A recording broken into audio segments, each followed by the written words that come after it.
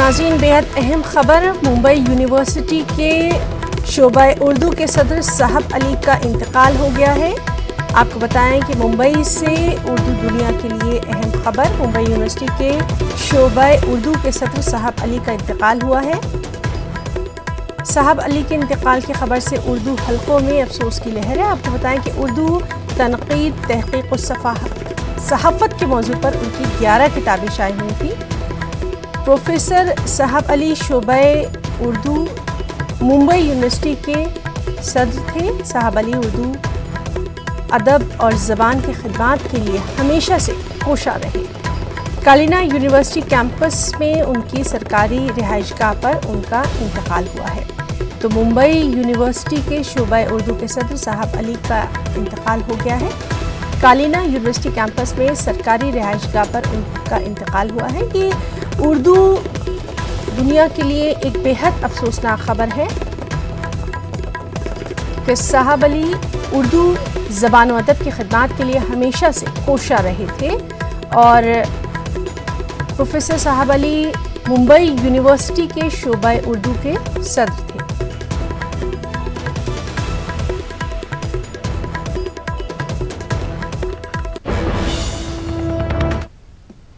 लखनऊ के घंटाघर पर खवातीन का एहतजाज पिछले एक हफ्ते से जारी है। खवातीन सख्त ठंड के बावजूद यहाँ डटी हैं। इन खवातीन का कहना यही है कि मुतालबात पूरे होने तक वो यहाँ से नहीं हटेंगी। वाज़ेह रहे कि गुज़िश्ता दिनों वज़ीर दाखिला अमित शाह ने लखनऊ का दौरा किया था और शहरियत कानून वापस न लेने की बात कही थी।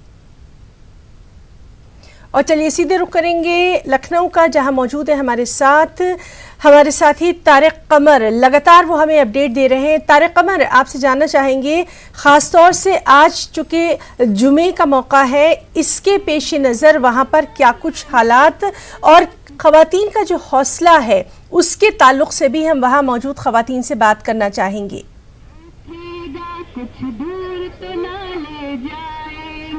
देखिए हिना, मैं बता दूं आपको कि आज जुमे का दिन था और जुमे की नमाज से कबल यहाँ पर बाकायदा तौर पर जिस अंदाज का एहतमाम किया गया था वो काबिल दीद भी था और बाइस तकलीद भी था। बाकायदा यहाँ पर जुमे से पहले कुछ खवातीन ने सूरह मुज़म्मिल पढ़ी थी, कुरान मजीद पढ़ा गया था, दुआओं का एहतमाम किया गया था। और देखिए ये भी बता दूँ आपको मैं कि ये जो एहतजाज है, ये जो धरना है, मुसलसल जारी है। पिछले एक हफ्ते से ये जारी है। बच्चों से लेके बूढ़ी खातून तक यहाँ पर मौजूद है। क्या कहेंगी इस मौके पर आप? हम ये कहेंगे एनआरसी वो अपनी वापस ले ले, बस ये कहने आए यहाँ उनसे। क्या मुतालबा है आपका, क्या मांग है आपकी? हमारी मांग ये है कि एनआरसी वो वापस ले ले। कल हम मर जाएंगे, हमारे बच्चे क्या उनकी गुलामी करेंगे? इस देश से हम निकालेंगे। देश के लिए हमने भी कुर्बानियाँ दी हैं, हमारे आबादाद ने दी हैं, हम लोगों ने दी हैं, कुर्बानियाँ दी हैं।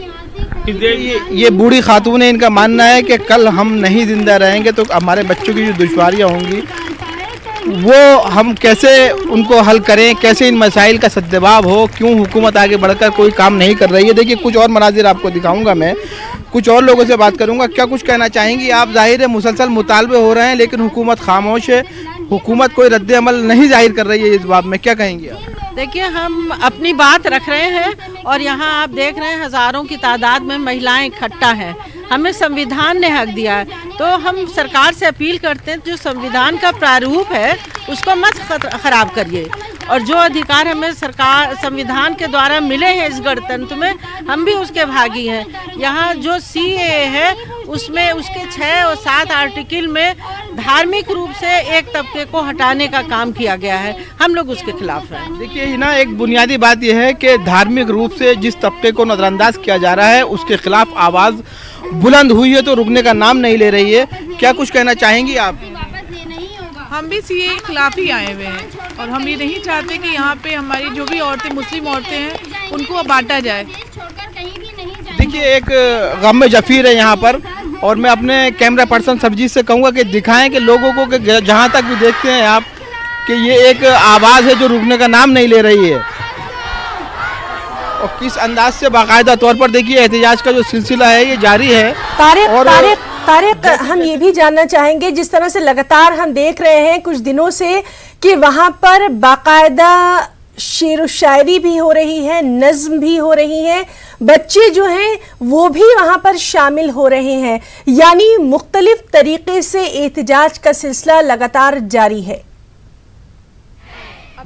अभी एक बच्चे पढ़ेंगे ये। हाँ देखिए, बुनियादी बात यही है। अभी ना यहाँ पर देखिए, अभी एक बच्ची है आरिफा, जिसने तराना थोड़ी देर पहले पेश किया तराना। कल यहाँ पर बाकायदा तौर पर कुछ अहम कलाकारों ने, हिंदुस्तान के मकबूल व मारूफ शायरों ने अपना कलाम पेश किया। और देखिए, कहने की बात यही है कि जिस अंदाज से मुख्तलिफ शोबा हयात के लोग यहाँ आ रहे हैं, उनकी ख्वाहिश यही है कि एहतजाज दर्ज किया जाए। और अब देखिए कि ये बच्चे मेरे साथ खड़े हुए हैं, ये तराना पेश कर रहे हैं यहाँ पर। तो बेटे तराना सुनाइए। दुपट्टा भी जो है वो देशभक्ति का है। पढ़िए बेटा। मेरे प्यारे वतन तू सलामत रहे, बाग़बाने चमन तू सलामत रहे, तू सलामत रहे, तू सलामत रहे, तू सलामत रहे, तू सलामत रहे। मेरे अज़दाद की मेहनतों का निशान, मेरे असलाफ की अज़मतों का बयां, मेरे अज़दाद की मेहनतों का निशान, मेरे असलाफ की अज़मतों का बयां। यादगारे ज़मन तू सलामत रहे, बाग़बाने चमन तू सलामत रहे, तू सलामत रहे, तू सलामत रहे, तू सलामत रहे, तू सलामत रहे। बाग़बाने वतन तू सलामत रहे। आपने देखा कि किस अंदाज से, देखिए ये रिएक्शन है लोगों का, जो एक मतलब एहसास है। जब जब मुल्क के तराने यहाँ पेश किए जाते हैं, लोगों के जज्बे जो हैं वो शदीद होते हैं। मुल्क के दस्तूर के तहफ़्फ़ुज़ के नाम पर आवाज़ें उठाई जा रही हैं। आप देख सकते हैं कि किस अंदाज से ख़वातीन रद्द-ए-अमल का इज़हार करती हैं जब जब यहाँ पर तराने पेश किए जाते हैं। कुछ और अहम लोगों से भी जुड़ेंगे, हम पूछना चाहेंगे उनसे कि देखिए मुख्तलिफ़ तौर पर आवाज़ें उठ रही हैं, आप लोग कोशिशें कर रहे हैं, लेकिन हुकूमत जो है कोई जवाब नहीं दे पा रही है। क्या कुछ कहेंगे आप? क्योंकि हुकूमत के पास शायद कोई जवाब ही नहीं है। सारी चीज़ें ओपन हो चुकी हैं। हमें पता है एनआरसी क्या है, एनपीआर क्या है, वो एनपीआर क्यों लागू करना चाहती है हम ये भी जानते हैं। हुकूमत हमें यहाँ से क्यों हटाना चाहती है, हमारी आवाज़ को क्यों दबाना चाहती है। हमारी आवाज़ कभी नहीं दबेगी। ये तो घर में बैठी हैं ना औरतें, वो बाहर आएंगी और जेल भरो आंदोलन अब शुरू होगा। हम पीछे हटने वाले नहीं हैं। हुकूमत को जो करना है वो कर ले। आज जुमे का दिन था, सूरह मुज़म्मिल पढ़ी गई, कुरान मजीद पढ़ा गया, कल हवन हुआ था। तो ये जो मुख्तलिफ मज़ाहिब, बैनुल मज़ाहिब के तौर पर तकरीबात का इनेकाद है, इसके ज़रिए क्या पैगाम देना चाहते हैं आप लोग? मैं पैगाम सिर्फ इतना ही देना चाहती हूँ कि ये सही और गलत की लड़ाई है। हवन किया जा रहा है सही के लिए और कुरान पढ़ा जा रहा है गलत के लिए। मैं ऐसा बिल्कुल नहीं कहूँगी। हर एक का रिलीजियस पॉइंट ऑफ व्यू है, वो अपना रिलीजियस पॉइंट ऑफ व्यू रख रहे हैं, हम अपना रख रहे हैं। और ये सही गलत की लड़ाई है और इसमें जीत सही की ही होगी, क्योंकि ये देश गांधी का है, अम्बेडकर का ये देश है। जी सही की होगी, यही यकीन, यही अज़्म और यही हौसला है। देखिए, मैं अपने कैमरा पर्सन सब्जीत से कहूँगा कि फिर एक तरफ हम चलेंगे उस बच्ची की तरफ जो तराना पेश कर रही है। आप ये दिखा सकते हैं हमारे नाज़रीन को ये पूरा मंजरनामा कि किस अंदाज से एक माहौल जो है वो फराहम किया जा रहा है एहतजाज के लिए, उस खुशगवार मुजाहरे के लिए, जिसकी बुनियाद पर अमन के, शांति के पैगामात यहाँ से दिए जा सकते हैं। आप देख सकते हैं कि ये मासूम बच्ची किस अंदाज से तराना पेश कर रही है। होंगे उस्मान अली होंगे, उस चांद की हर जानिब तारों की लड़ी होगी, उस चांद की हर जानिब तारों की लड़ी होगी, दरबार रिसालत की कैसी वो घड़ी। आपने देखा ही ना, और हमारे नाज़रीन तक ये तमाम मंजर पहुंच रहा है। हम यहाँ पे मुसलसल बने हुए हैं, दिखाना चाहते हैं कि देखिए कुछ ख़वातीन मुसलसल जुड़ती जा रही हैं। एक जम्मे गफ़ीर है ख़वातीन का, मुख्तलिफ़ इलाक़ों से यहाँ पर आती हैं, लखनऊ, कुर्ब जवार, मलिहाबाद, काकोरी और मुख्तलिफ़ इलाक़ों से आ रही हैं। क्या कुछ कहेंगे आप? हम लोग जयपुर से आए हैं। यहाँ की शोहरत सुन के मेरे साथ डॉक्टर अस्मा हैं जो हैदराबाद से आई हैं, और सिर्फ हौसला अफजाई के लिए आए हैं। डॉक्टर अस्मा हौसला अफजाई के लिए आए हैं कि हम लोग बता सकें कि एनआरसी क्या है, CANN क्या है, और सारे जो प्रॉब्लम हैं वो खाली मुसलमानों के नहीं हैं। हमें ये बताना पड़ेगा और दिखाना पड़ेगा कि ये पूरे हिंदुस्तान गरीब लोगों के लिए प्रॉब्लम है।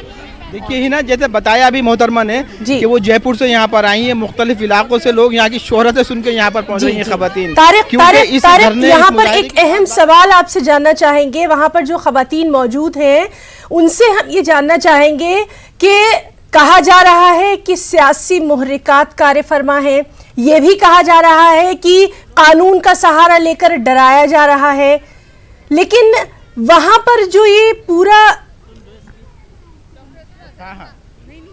बोलने दीजिए ना, बच्ची करेगा। जस्ट में देखिए हिना, बहुत बुनियादी सवाल आपका है। देखिए बहुत अहम सवाल हिना कर रही है, हैदराबाद एंकर है हमारी, वो पूछना चाहती है कि मजहबी बुनियादों पर डराने धमकाने की कोशिशें हुकूमत की सतह पर भी हो रही हैं, कुछ दीगर तंजीमें भी कर रही हैं, लेकिन आप लोग आईन और दस्तूर के हवाले से, मुल्क के तहफ़्फ़ुज़ के हवाले से जो कुछ पेशरफ्त कर रहे हैं, तो क्या कुछ कहना चाहेंगे? हम ये कहना चाहते हैं कि हमारा मुल्क हिंदुस्तान बहुत ही प्यारा मुल्क है। ये जो टीवी में और मीडिया के ज़रिए खौफ का माहौल खड़ा किया गया है, ख़वातीन बड़ी तादाद में आगे बढ़ के आई हैं ये बताने के लिए कि हमारा दस्तूर और संविधान जो है उसको बचाने हम सबसे पहले आगे रहेंगे, और इसमें जो सेकुलरिज्म है और तमाम मज़ाहिब को बराबर बराबर हक़ है, इसको बचाना अब हम सब शहरियों की, तमाम नागरिकों की जिम्मेदारी। अच्छा अस्मा, ये पूछना चाहते हैं आपसे कि वज़ीर दाखिला बबांग दोहल कहते हैं कि हम एक इंच भी पीछे नहीं हटेंगे। यहाँ के वज़ीर आज़म ने भी ख़वातीन के ताल्लुक़ से कुछ ऐसे बयानात दिए हैं जिनकी मजम्मत की जा रही है समाज के मुख्तलिफ तबकों की जानिब से, तो ये जो सियासी रद्द-ए-अमल है उस पर क्या कहना चाहती हैं आप? देखिए, जितनी भी नफ़रत इस तरह फैलाने की कोशिश हो, इसका एक ही तोड़ है, मोहब्बत से इसको ख़त्म करना होगा। लखनऊ में भी इस तरह का जो बयान दिया गया था और बहुत ही नफ़रत वाला बयान दिया गया था, लखनऊ की आवाम ने बहुत ही बड़ा कदम उठाया। यहाँ की औरतों ने घंटा घर पे जमा होकर पुरअमन एहतजाज जो कर रही हैं, और इसमें कई दूसरे तबके की ख़वातीन शामिल हो रही हैं। ये इस बात का जवाब है कि अगर वो तोड़ेंगे तो हम जोड़ेंगे, वो नफ़रत फैलाएंगे, हम प्यार मोहब्बत फैलाएंगे। पूरा हिंदुस्तान, हर मज़हब के लोग मिलजुल के रहना चाहते हैं, कोई इस तरह का बंटवारा मज़हब की बुनियाद पे नहीं चाहता। ये काला कानून जो CAA है, ये मज़हब की बुनियाद पे बांटने वाला है। हुकूमत को इसको वापस लेना ही होगा, और अज़ाइम जो ख़वातीन के, इतनी सर्दी में पूरी रात यहाँ बहनें बैठी हुई थी और कई दिनों से लगातार बैठी हुई हैं, और इसी तरह पूरे मुल्क हिंदुस्तान में बैठी हुई है। ये इनका डिटर्मिनेशन है। बहुत शुक्रिया आपका। तारिक, बेहद अहम सवाल आपसे जानना चाहेंगे। आप वहाँ पर खुद मौजूद हैं, हम आपसे ये जानना चाहेंगे, बहुत ही मुनज़्ज़म तरीके से लगातार हम देख रहे हैं कि लखनऊ के घंटा घर पर इस एहतिजाजी मुजाहरे का इनेकाद किया जा रहा है। क्या कोई ख़ास लीडरशिप है, क्या कोई ख़ास तंजीम है, या फिर किस तरह से ये तमाम ख़वातीन जो हैं वो वहाँ पर जमा है? क्योंकि आप मौजूद हैं इसलिए आपसे थोड़ा सा जानना चाहते हैं।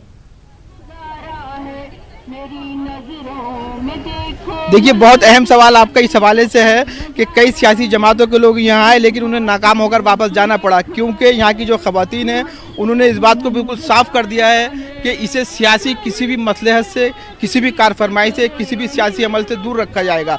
बुनियादी बात यही है कि ये धरना, ये मुजाहरा जो है, ये कहीं ना कहीं किसी सियासी लीडरशिप का अभी तक शिकार नहीं हुआ है, सियासत से दूर है। और इसमें जो ख़वातीन हैं वो मुख्तलिफ घरानों की, बहुत महज़्ज़ब घरानों की ख़वातीन हैं जो चार दीवारी के अंदर रहने वाली हैं, लेकिन उन्हें आने वाली नस्लों की फ़िक्र है, उन्हें फ़िक्र है अपने मुल्क की, उन्हें फ़िक्र है अपने दस्तूर की, जिसके तहफ़्फ़ुज़ के नाम पर वो यहाँ जमा हुई हैं। बहुत अहम सवाल देखिए हमारे पास हैदराबाद से है कि सियासत कहीं ना कहीं मुदाखलत तो नहीं कर रही है।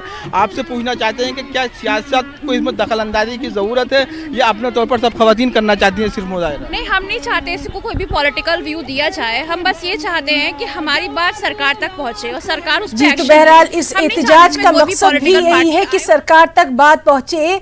तारिक कमर, बहुत बहुत शुक्रिया अदा करना चाहेंगे आपका भी, और आपके साथ ये जो तमाम ख़वातीन रहीं जिन्होंने अपने जज्बात का इजहार किया, उनका भी लगातार यहाँ पर हमारी नज़र बनी हुई है। नाज़रीन, आपको बता दें कि लखनऊ के घंटाघर पर ख़वातीन का एहतिजाज पिछले एक हफ्ते से जारी है। वहीं शहरियत कानून, NRC और मरकज़ी हुकूमत की गलत पॉलिसियों के खिलाफ वंचित अघाड़ी ने आज महाराज बंद की कॉल दी थी।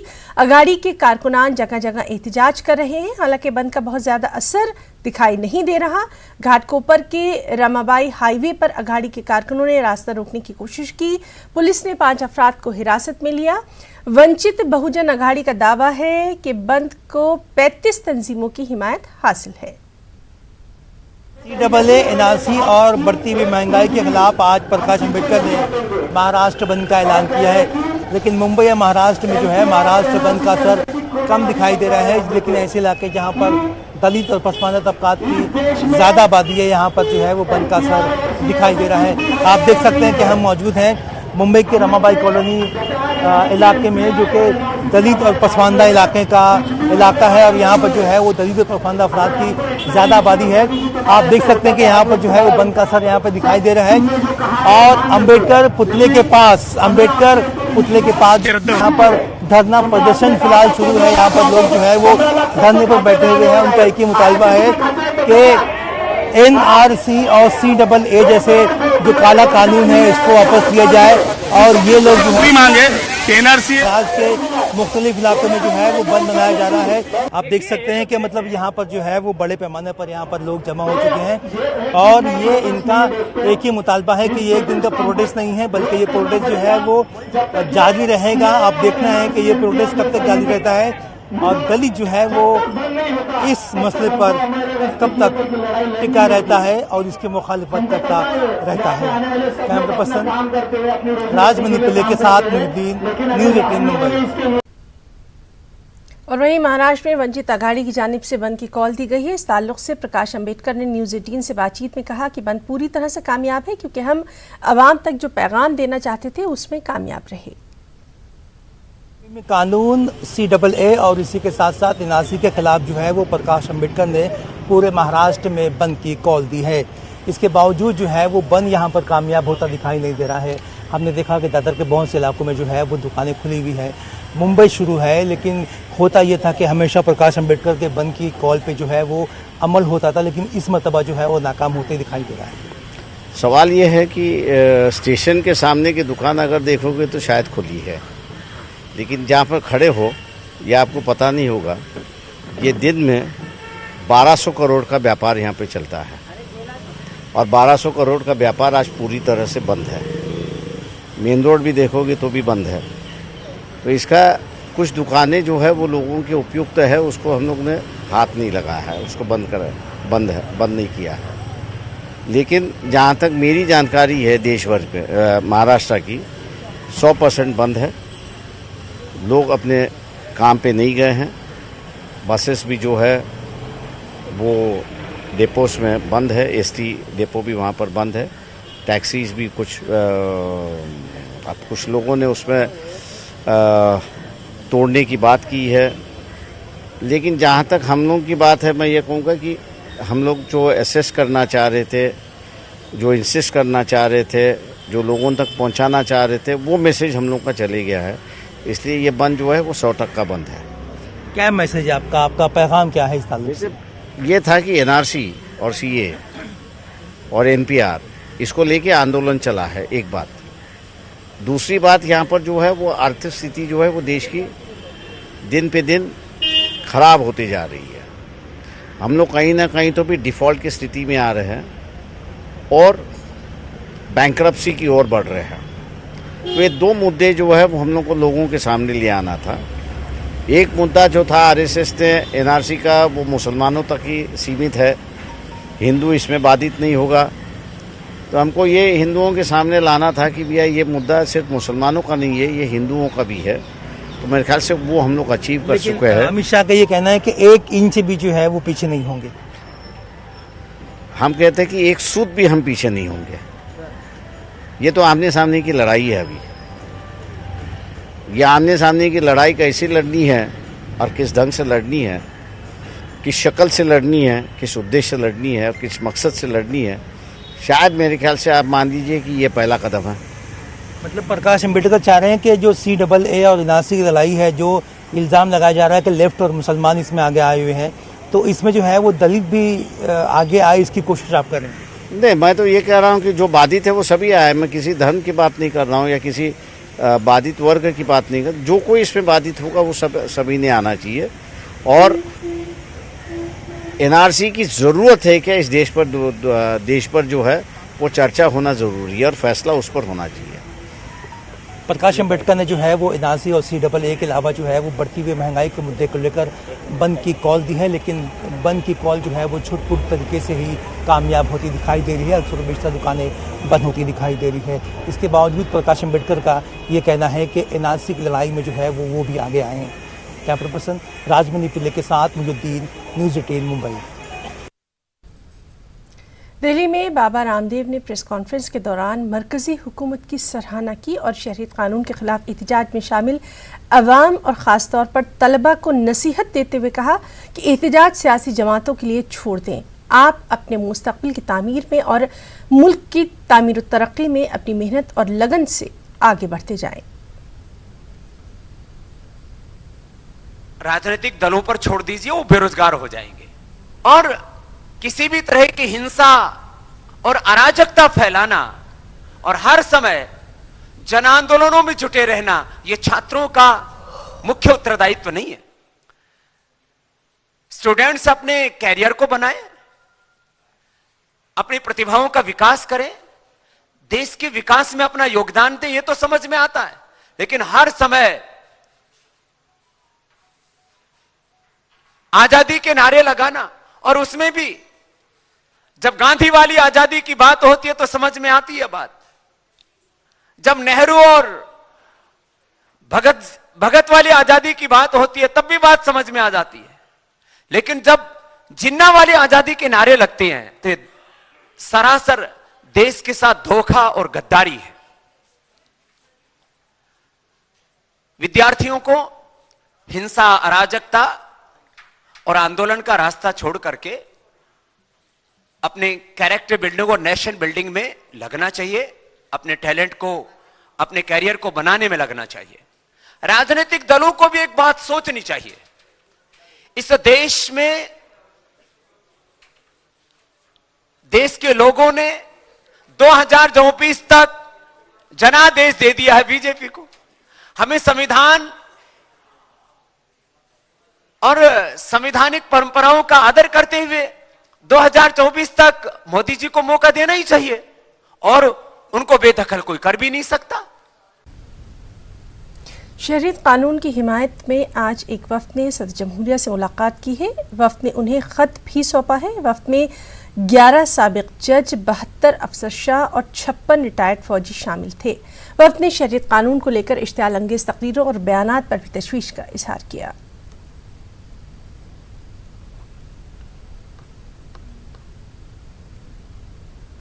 कांग्रेस के सीनियर लीडर राशिद अल्वी का कहना है कि सीएए की हिमायत बीजेपी के लोग कर रहे हैं। उन्होंने योगी आदित्यनाथ के बयान पर सवाल किया कि योगी जी ने कितने घरों का जाकर सर्वे किया है। राशिद अल्वी से बात की हमारी नुमाइंदा प्रीति ने।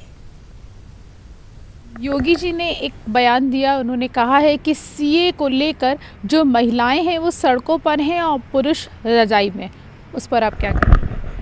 मुझे नहीं मालूम योगी जी कितने घरों में झांकने गए हैं कि लोग लिहाफों में और रज़ाइयों में सो रहे हैं।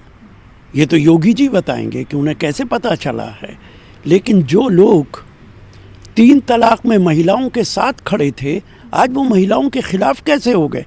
वो तो बड़े हमदर्द थे महिलाओं के, लेकिन आज वो अपने हक के लिए आवाज़ बुलंद कर रही हैं। तो योगी जी को और बीजेपी की सरकार को परेशानी हो रही है। मैं उनके इस बयान की निंदा करता हूँ। सीए पे जिस तरीके से जो बयानबाजियां हैं और जिस तरीके से प्रदर्शन है वो तेज होता जा रहा है, कहीं थमने का नाम नहीं ले रहा है। अगर हम बांग्लादेश की बात करें, बंगाल की बात करें तो वहाँ पे जो सीए के सपोर्ट में जो छात्र प्रदर्शन कर रहे थे उनके लिए उनका पानी जो है वो बंद कर दिया गया है ममता सरकार ने। उसको किस तरीके से आप देखते हैं? पूरे देश के अंदर इसको लेके एजिटेशन हो रहा है, लेकिन वो सपोर्ट में केरला असेंबली के अंदर रेजोल्यूशन पास हुआ है, पंजाब के अंदर पास हुआ है, राजस्थान में होने वाला है। प्रांतीय सरकारें इनकार कर रही हैं कि हम इसको बर्दाश्त नहीं करेंगे, हम इसको लागू नहीं करेंगे। लेकिन सरकार क्यों नहीं सुन रही है? सपोर्ट में लोग थे। जो लोग सपोर्ट में आ रहे हैं, भारतीय जनता पार्टी सरकार काउंटर करने के लिए उन लोगों को सपोर्ट में भेज रही है। वो तमाम लोग आरएसएस और बीजेपी के लोग हैं जो लोग इसको काउंटर करना चाहते हैं। लेकिन बंगाल में बीजेपी के नेता इसकी मुखालफत कर रहे हैं, आसाम के अंदर बीजेपी के नेता इसकी मुखालफत कर रहे हैं। अम्बेडकर के ग्रैंडसन ने कहा है कि अगर आप इसे लागू करेंगे मैं बीजेपी छोड़ दूंगा। क्या भारतीय जनता पार्टी के नेताओं के कान नहीं हैं? क्या प्रधानमंत्री सिर्फ देश के एक हिस्से के प्रधानमंत्री हैं? के लिए कैमरा पर्सन गौरव सक्सेना के साथ प्रीति श्रीवास्तव, न्यूज़ 18 दिल्ली। शरद पवार और उद्धव ठाकरे के फोन टैपिंग मामले में महाराष्ट्र में महकमा दाखिला ने जांच का हुक्म दे दिया है। साबिका फडणवीस हुकूमत पर फोन टैप कराने का इल्जाम है। इस सिलसिले में साइबर सेल को तमाम मामला की जांच का हुक्म भी दे दिया गया है।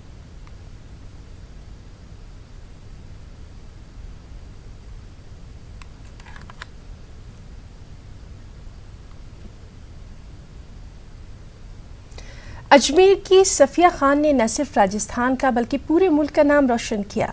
सफिया खान महज 87 दिनों में 4035 किलोमीटर की दूरी दौड़कर तय कर चुकी हैं और इस तरह सफिया ने वर्ल्ड रिकॉर्ड बनाया।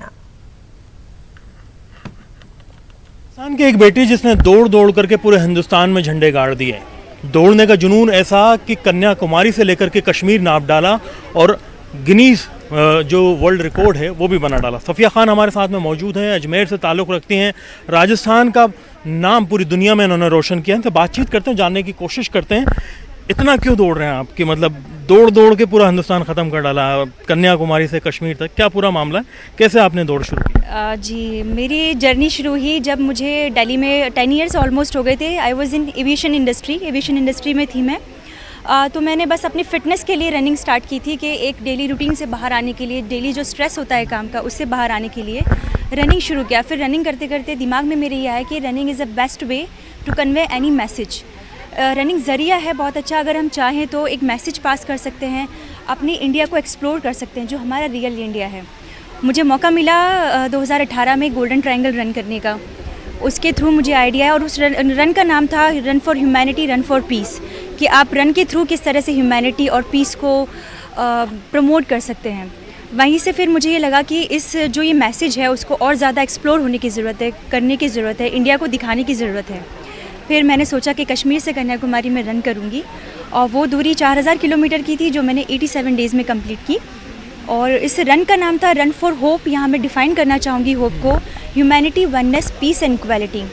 और बस यही मैसेज था मेरा कि हम लोग एजुकेशन में हर चीज़ में बहुत ज़्यादा प्रोग्रेस कर रहे हैं, बहुत ज़्यादा टेक्निकली हमें इतना ज़्यादा हम प्रोग्रेस करने लग गए हैं, लेकिन जो हमारी मॉरल वैल्यूज़ हैं वो कहीं ना कहीं पीछे छूट गई हैं। कैमरा पर्सन अमनदीप सिंह रंधावा के साथ में अरबाज अहमद, न्यूज़ 18 के लिए जयपुर से। खबरों में इतना ही, आदाब।